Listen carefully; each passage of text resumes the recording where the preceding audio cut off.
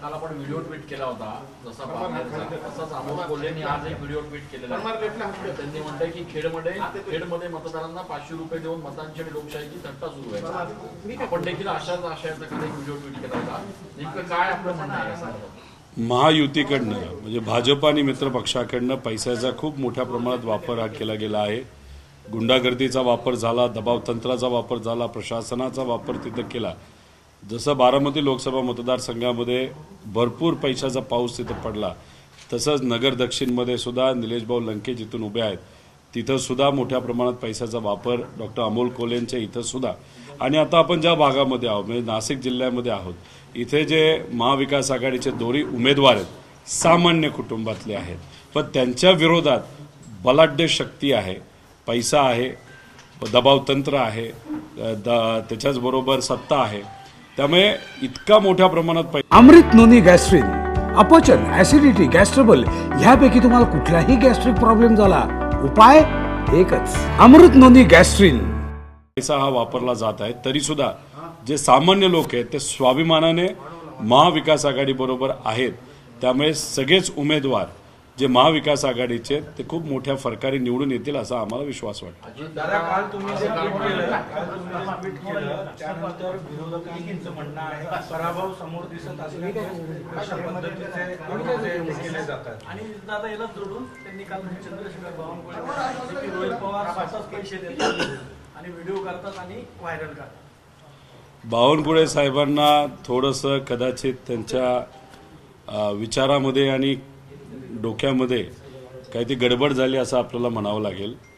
काहीतरी ते फुगा फुटणार म्हणतायत असं मला कळतं. इथं बसून नाशिकमध्ये त्यांनी जी जबाबदारी घेतली ना 2 लोकसभा मतदारसंघाची नाशिकची, त्यांचाच फुगा हा बावनकुळे साहेबांचा फुटलेला, मोदी साहेबांचा आणि बीजेपीचा फुगा फुटलेला आपल्या सगळ्यांना बघायला मिळेल.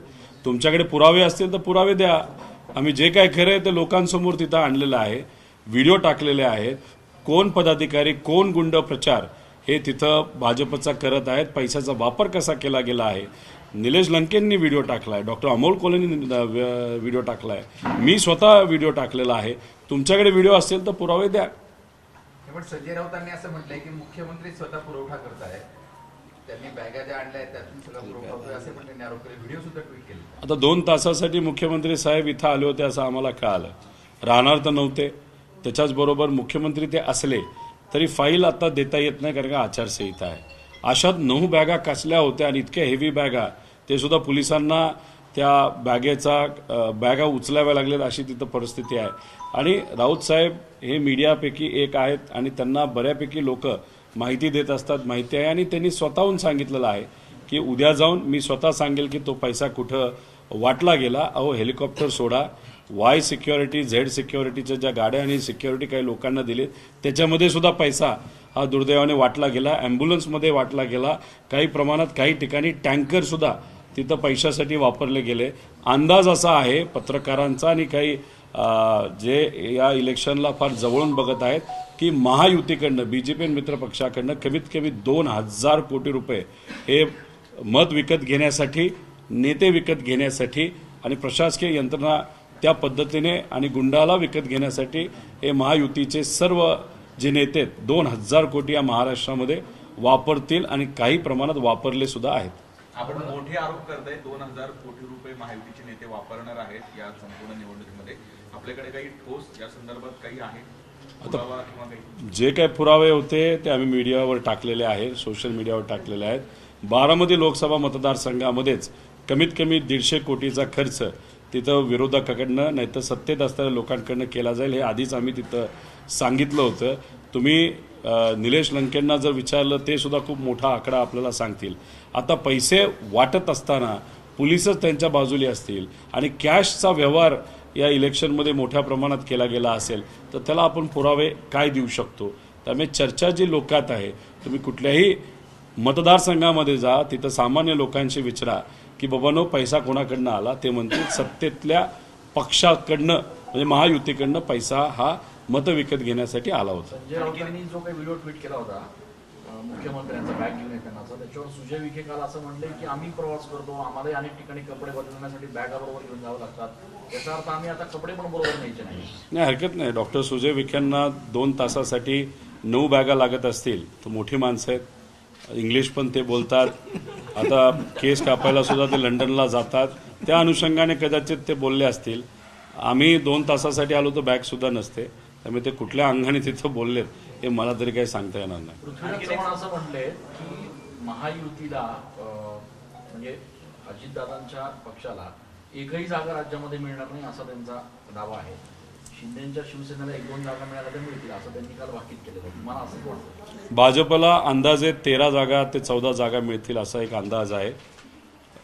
शिंदे गटाला तिथं 3 जागा मिळतील असा एक अंदाज आहे आणि अजितदादांना 1 सुद्धा जागा तिथं मिळणार नाही असाही अंदाज आहे. त्यामुळे सगळे जर गणित एकत्रित केली तर 16 ते 18च्या आसपास महायुती या महाराष्ट्रामध्ये सीटच्या बाबतीत राहील असं वाटतं. साहेब, आणखीन एक मागच्या आता जवळपास 3-4 टप्पे निवडणुकीचे संपलेले आहेत, पण मागच्या काही दिवसांपासून काही ठिकाणी फेर मतदान घ्या अशा पद्धतीची मागणी होती. आज बीडचे सुद्धा बजरंग सोनवणे यांनी काही ठिकाणी मशीन संदर्भात संशय व्यक्त करत पुन्हा एकदा मतदान घ्या अशा पद्धतीचं मागणी केली. ते थोडंसं बघावं लागेल, पण जो दुसरं फेज झालं होतं त्याच्यामध्ये काही ठिकाणी 5-5.5% मतदान वाढलं इलेक्शन कमिशनच्या वेबसाईटवर. त्यामुळे सर्व मित्रपक्ष जे इंडिया आघाडीचे आहेत ते त्या भागामध्ये असणारे जे गव्हर्नर आहेत त्यांच्याकडे आम्ही पत्र दिलेलं आहे. त्या बाबतीत आता काय पुढे होईल आपल्याला बघावं लागेल. पण शेवटी आपण जेव्हा BJP सारख्या बलाढ्य पक्षाच्या विरोधात लढत असतो तेव्हा आपण सुद्धा काही दक्षता घेतल्या पाहिजे.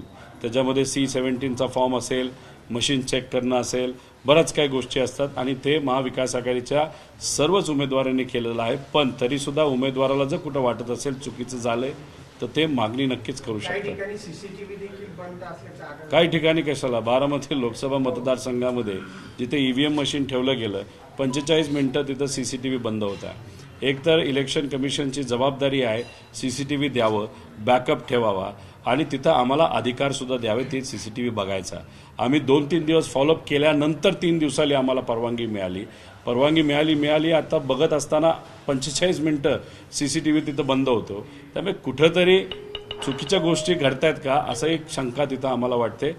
पूर्णपणे सगळ्या दक्षता आम्ही घेतलेल्या आहेत. जे कुठलं पत्र इलेक्शन कमिशनला द्यायचं ते आम्ही दिले. त्यात कॉन्ट्रॅक्टर कोण आहे, सब कॉन्ट्रॅक्टर कोण आहे, कसं बंद पडलं ते म्हणत आहे की कुठला तरी वायरमन गेला होता. वायरमन कशासाठी गेला होता, जर सगळे गोडाऊन बंद होते तर वायरमन तिथं काय बोटं घालत होता कुठं, हे सगळं आम्ही तिथं विचारलेलं आहे. बघू आता त्या बाबतीत त्यांचं स्पष्टीकरण काय येतं. नाशिक महापालिकेमध्ये 800 कोटी रुपयांचा घोटाळा झाला आणि ज्या बिल्डरांनी हा घोटाळा केला त्यांच्याच मंडळीला मानलं मुख्यमंत्री काल बसले असं संजय राऊतांनी म्हटलंय आणि त्याची चौकशी करण्याची मागणी त्यांनी केलेली आहे. नाशिकमध्ये 800 कोटीचा घोटाळा झाला. मुख्यमंत्री साहेब ज्यांना मंत्रिपद त्यांनी दिलंय म्हणजे ते सावंत जे धाराशिवचे आमदार आहेत त्या भागातले, त्यांनी 4,500 कोटी रुपयाचा घोटाळा केला आहे.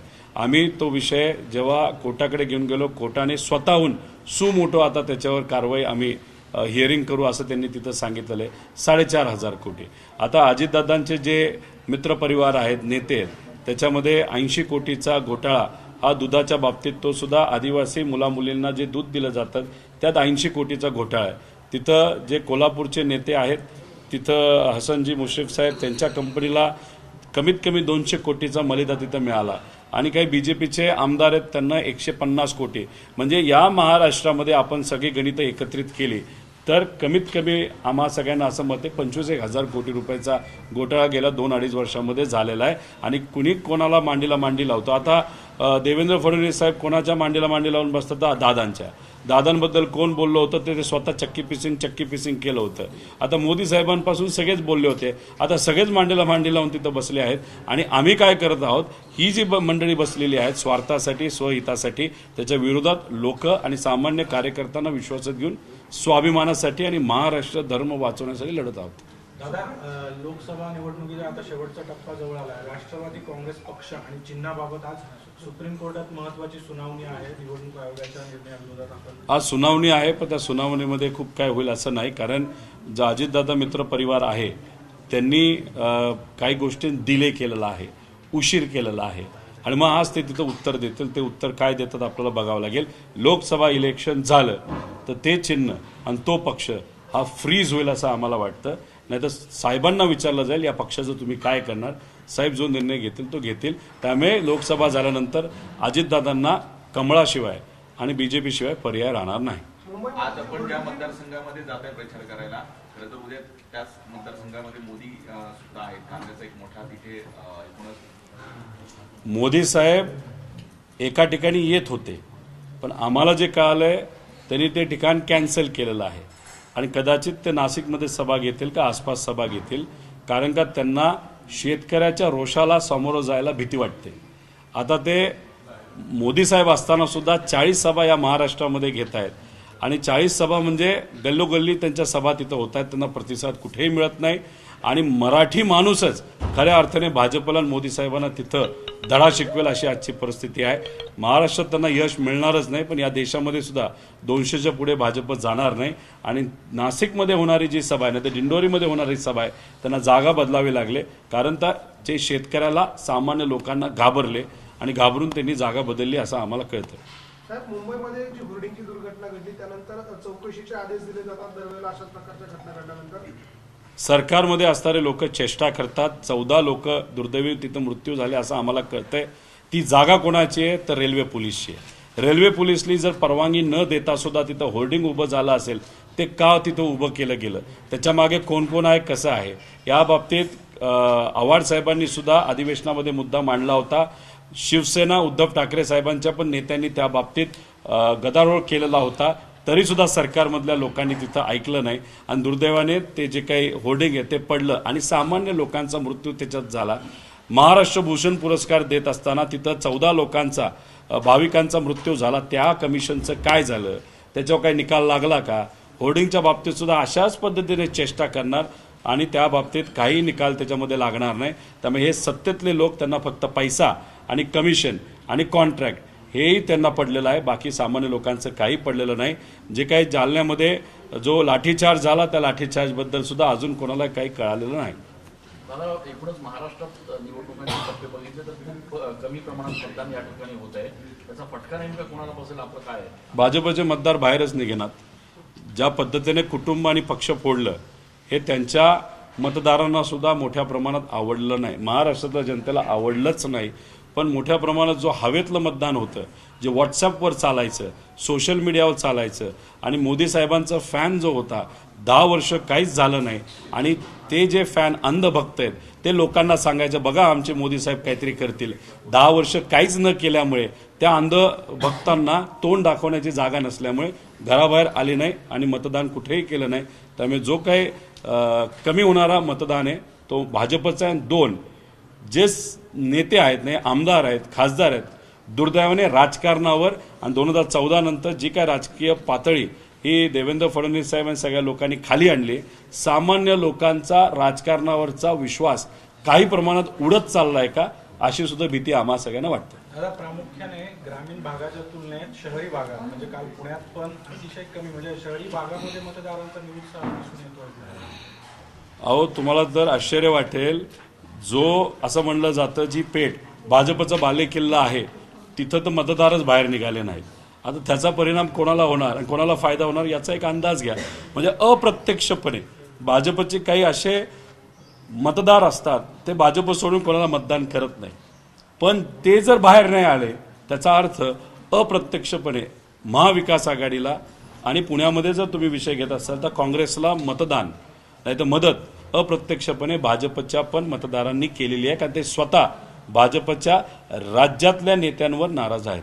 दादा, ते बाहेर पडले नाही, मग तुम्हाला पर्याय म्हणून ते तुमच्याकडे का नाही, तुम्हाला का मतदान? आता ते बाहेर आले नाहीत.